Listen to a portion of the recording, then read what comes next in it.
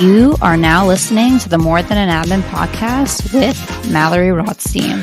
For more, visit morethananadmin.com. And if you haven't already, make sure you go subscribe to this podcast. Thank you and enjoy this episode.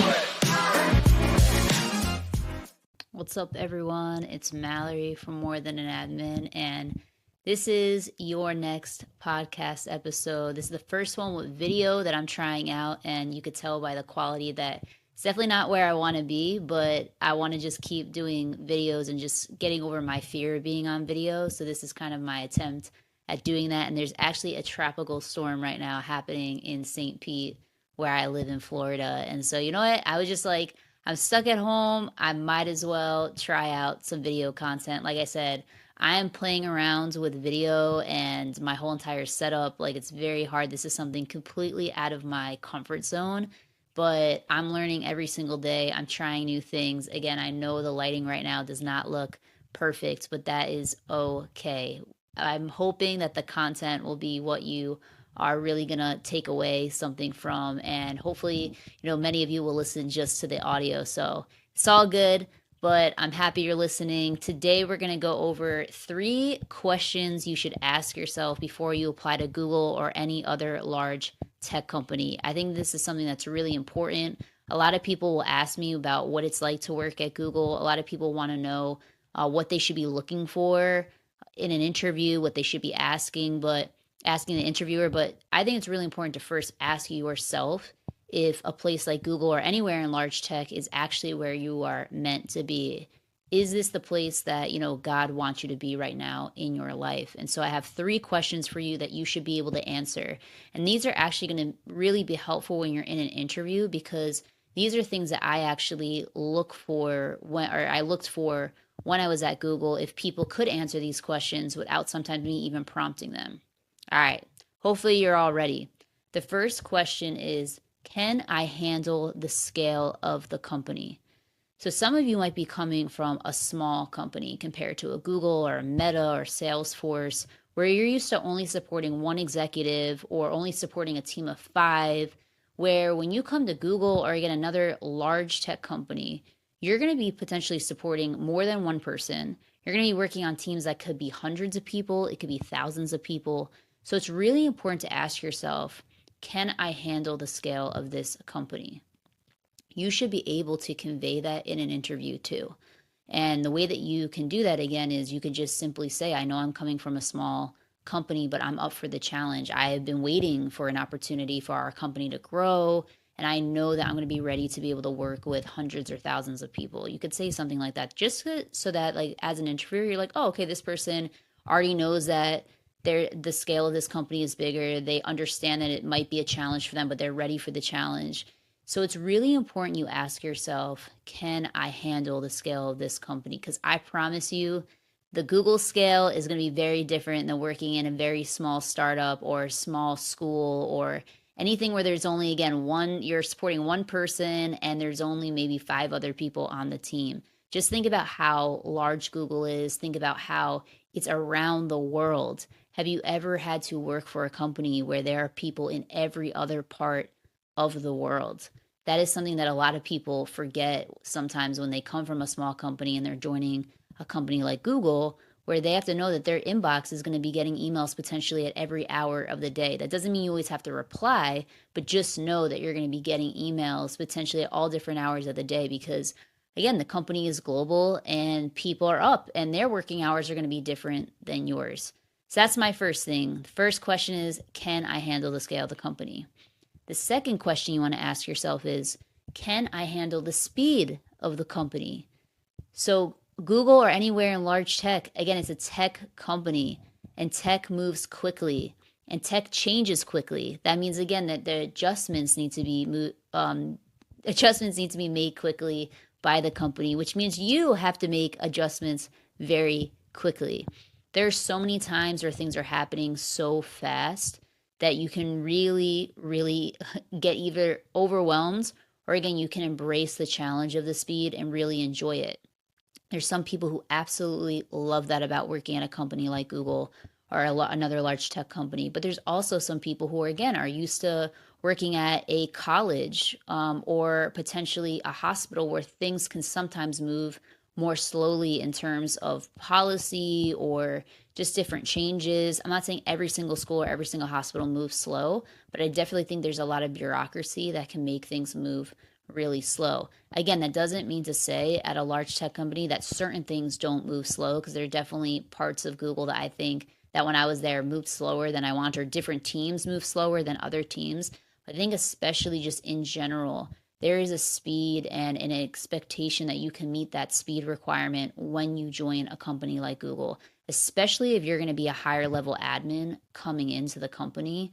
There is an expectation that you know the job, maybe whether that's fair or not, that you can set the tone for your admin team, that you can set the tone with your executives, and you're going to be having to move fast at that too. And the expectation is that you're going to be able to learn fast.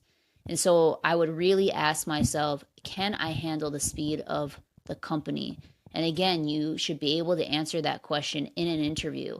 Whether it's, again, you embrace change, whether it's that you are excited to move fast with a company that's making a ton of changes that are going to be impacting people around the world globally, and you understand that that means that you have to react quicker, that you have to be proactive faster. And so really ask yourself if you want to do that, because some people, they're the opposite. They like to move a little bit slower. Just like, I have to say that I have to change the sound of, or the speed of my voice when I speak with people from, let's say, another part of the country in the US other than New Jersey and New York. Feels like when I'm with my hometown crowd, I can speak very quickly. But when maybe I'm on a podcast like this or in other spaces, I try to significantly slow down, now I can't even speak because I'm getting so caught up in my words thinking about the speed of my voice. But I try to just slow my voice down a little bit more than I'm normally used to. But again, that's just something that you have to think about when you work at a company like Google, or again, Meta or Salesforce or any of these larger tech companies, about the speed that you're going to be working with compared to where you were before. And then the third question I would ask myself is, can I handle the pressure that comes with working for this company? So I always say that when you work at Google, everyone in your life is going to see you now as, their Google contact. People are going to be messaging you that you probably never spoke to in 10 years, asking you for job help, or can you look over my resume? Or people are going to look at you to just say, again, you're associated with whether it's Google or another large tech company. And there's a lot of pressure that comes with that because all those people know the company that you work for. And I tell people all the time, especially at a place like Google, are you okay if you make one mistake and thousands of people are on an email? And or if you make one calendar change that might impact a huge thing, a huge deadline. Like if you forget one person off of the calendar invite, or if you are I don't know, you just forget to do something, or again, you send an email with an error and you might have 50 people that reach out to you to say, hey, you made this mistake. There's some people who are totally okay with that. And I could say I was one person that, of course, sometimes I'd be sweating, but I was okay with that pressure. I feel as though, especially growing up in the Northeast, it kind of comes with the territory of working in a city like New York City that I did, or growing up in New Jersey. I think that I embrace that, but there's a lot of other people, and you could still be from New Jersey, New York, and not embrace that and not want to work at a company that comes with a lot of pressure. But just know that when you work at a place like a Google or any other name brand company, that comes with a certain level of expectations and, again, pressure that you might not have at a company that not a lot of people know about. You can make, one mistake and it can honestly end up in the news. You just might have seen that Google pulled an ad from the Olympics. And I'm sure that there were many people in that conversation and things were probably really crazy. And I'm sure someone might have gotten their hand slapped for thinking about that idea.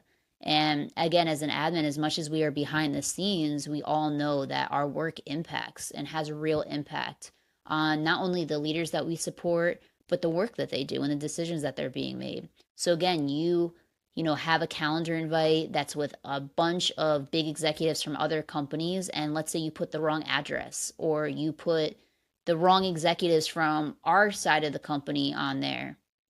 Are you okay dealing with the consequences of that? And again, it doesn't mean that you're, going to lose your job. It doesn't mean anything like super, super horrible, but there could definitely be people who could be nasty at you. There could be people who are upset, and you have to be able to mentally prepare for that. And again, there are admins who are completely okay with this. And then there are admins that would rather not deal with that pressure at all. They would rather work at another company that, again, that is not in the news as much, or that their mistakes might not be as high profile. And of course, everything is impacted by the level of the person that you support. But these are just good questions to ask yourself. And I think that a lot of times when people think about working at a place, again, like Google or Meta or Netflix or any of these high profile type of companies or name brand companies, they think it's going to be all rainbows and butterflies because maybe their paycheck's going to be a little bit more. Again, people are going to know where they work, but they forget about how much of a difference it can make in your life that is, your day to day, that you want to make sure that you're ready for that challenge. And there's definitely things that I wasn't ready for in my first job when I worked for the company Henry Schein. I had never worked for a company that had, at the time, they had 19,000 employees. And then I had no idea what it's like to work with really high profile individuals. I mean, I was working with Secret Service. I was working with so many different types of people, and I had to learn really quickly, again, what the scale, the speed, and the pressure was to work there. So that when people asked me about how it was at Google, to be honest, it was way easier than my first job. It was way, way, way, way, way easier because I was already used to such a high pressure situation, high scale, high speed. And I wasn't working when I was working at Google. I decided I did not want to be in the C-suite. And that was, again, a decision that I made because I didn't want to deal with the highest form of pressure of a company. I didn't want to deal with how fast the C-suite operates. I didn't want to deal with, actually, I was fine with the scale because Google is bigger than Henry Schein, and that was actually pretty easy.